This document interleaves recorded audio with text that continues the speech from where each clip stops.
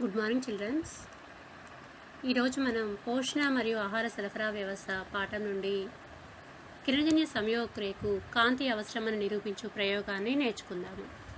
ఈ ప్రయోగానికి ఉపయోగించే పరికరాలు కుండీలో మొక్క, నల్లటి కాగితం, పేపర్ క్లిప్లు మరియు అయోడిన్. ఈ ప్రయోగానికి మనం తీసుకోవాల్సిన జాగ్రత్తలు: మనం ఆకు మీద ఏ నల్లటి కాగితం అయితే అతికిస్తున్నామో కేవలం ఆ నల్లటి కాగితం గుండా మాత్రమే కాంతి ఆకు మీద పడాలి. అంటే కేవలం కత్తిరించిన ఆకారం నుండి మాత్రమే కాంతి ఆకు మీద ప్రసరించాలి.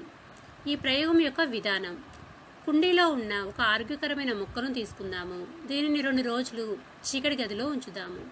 ఈ విధంగా చీకటిలో ఉంచడం వల్ల ఆకులో ఉన్న పిండి పదార్థం మొత్తం అదృశ్యమవుతుంది.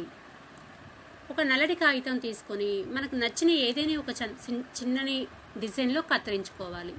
ఈ కత్తిరించిన డిజైన్ గల నల్లటి కాగితాన్ని ఆకు మీద అతికించాలి.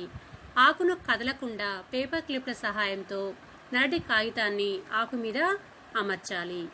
మొక్కకు నీటిని పోస్తూ 4-5 గంటల పాటు ఎండలో ఉంచాలి. ఆకు మీద మనం అతికించిన నమూనా మీద కాంతి ప్రసరించే విధంగా చూడాలి. దీనిని అమరికను మొత్తం సూర్యరశ్మిలో ఉంచుదాము. కొన్ని గంటల తర్వాత మనం ప్రయోగానికి ఉపయోగించిన ఆకుని మొక్క నుండి వేరు చేద్దాము.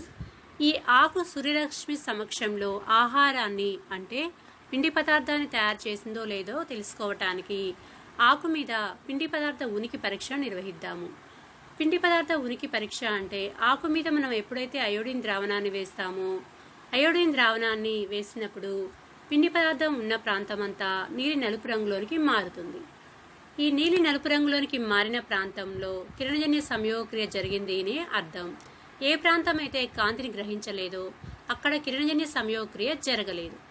ఆ ప్రాంతంలో పిండి పదార్థం ఏర్పడలేదు. కాబట్టి ఆకు నీలి నలుపు రంగులోనికి మారలేదు.